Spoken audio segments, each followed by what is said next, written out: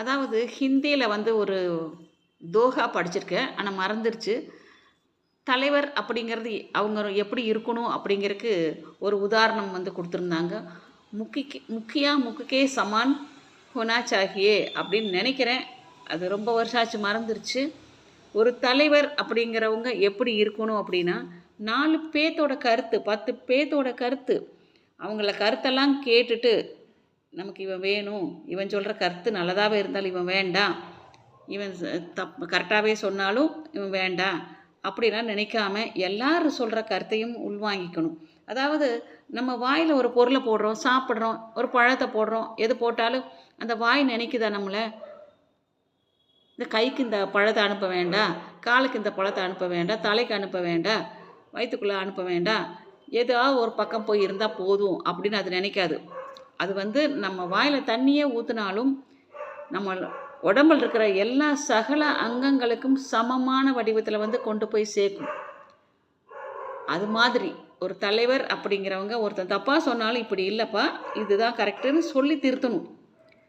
அதுதான் வந்து ஒரு நல்ல தலைவனுக்கு லட்சணம்னு சொல்லுவாங்க. அதாவது எனக்கு தெரிஞ்ச ஒருத்தர் இருக்கிறாரு. எல்லாரும் நம்மளை பேச்சை கேட்கணும். நிறைய பேர் இருக்காங்க, இப்போல்லாம் அப்படி தான் இருக்காங்க. நம்ம பேச்சை எல்லோரும் கேட்கணும். பேச்சை எல்லாரும் கேட்கல, எல்லாத்தையும் அடக்கி ஆளணும்னு நினைக்கிற பாரு, அதுதான் ரொம்ப தப்பான ஒரு விஷயம். எனக்கு காஃபி பிடிக்காது. ஒரு வீட்டுக்கு போயிருந்தேன். கௌரி காஃபி சாப்பிடுங்க அப்படின்னாங்க. இல்லைங்க நான் காஃபி எனக்கு பிடிக்காதுங்க, நான் காஃபி சாப்பிட மாட்டேன்.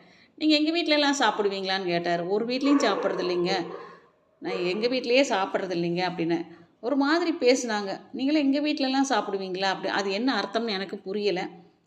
எல்லாமே ஈக்குவல் தான். ஆண்டவன் பகவானோட படைப்பில் எல்லாரும் எல்லாத்துலேயும் சமமானவங்க தான்.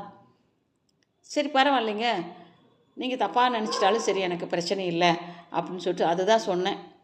அப்புறம் அவங்க ஒரு மாதிரி பார்த்தாங்க என்ன. நான் ஒன்றும் சொல்லலை.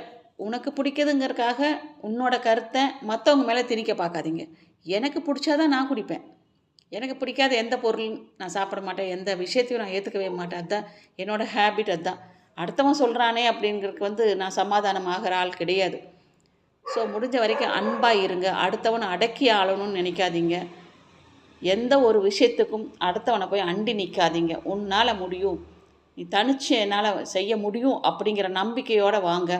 முடிஞ்ச வரைக்கும் சர்வாதிகாரியாக இருக்காதீங்க.